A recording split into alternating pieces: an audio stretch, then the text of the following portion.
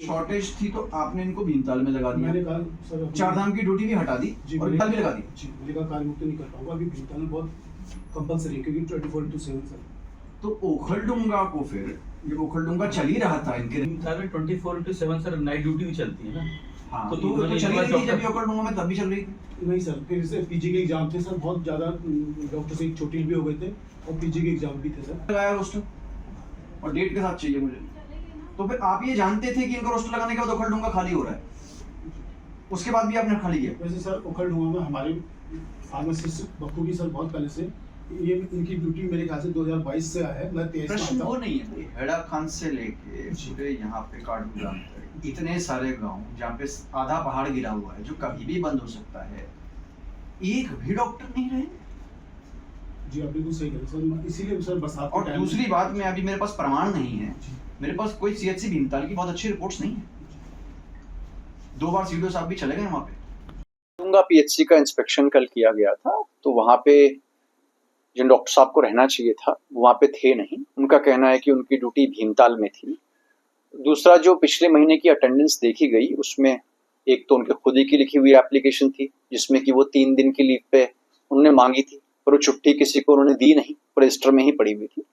उसके बाद जो वहाँ पे सिग्नेचर्स थे, प्रत्येक दिन की अटेंडेंस थी, उसके बारे में जब वहाँ से पूछा गया वहाँ पे जो फार्मासिस्ट थे तो उनके द्वारा कहा गया कि ये डॉक्टर साहब के सिग्नेचर्स नहीं, वार्ड बॉय के सिग्नेचर्स हैं, क्योंकि अलग अलग बयान इसमें आ रहे हैं।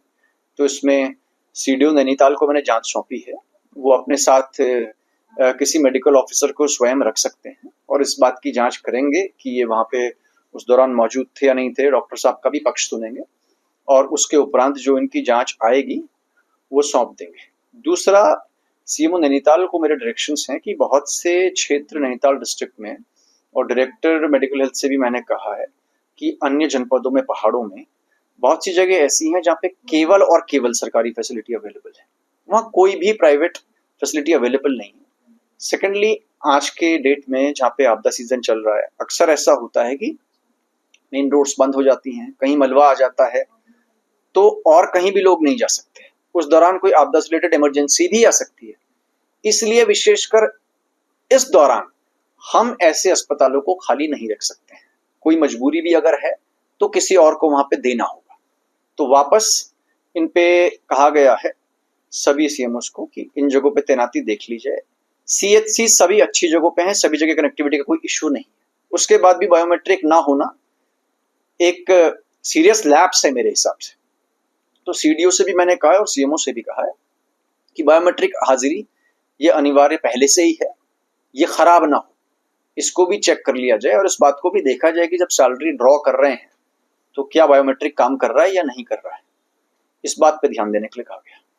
अगर आप ये वीडियो YouTube पर देख रहे हैं तो हमारे चैनल को सब्सक्राइब करें और बेल आइकन को दबाना ना भूलें। अगर आप Facebook पर ये वीडियो देख रहे हैं तो हमारे पेज को लाइक करें।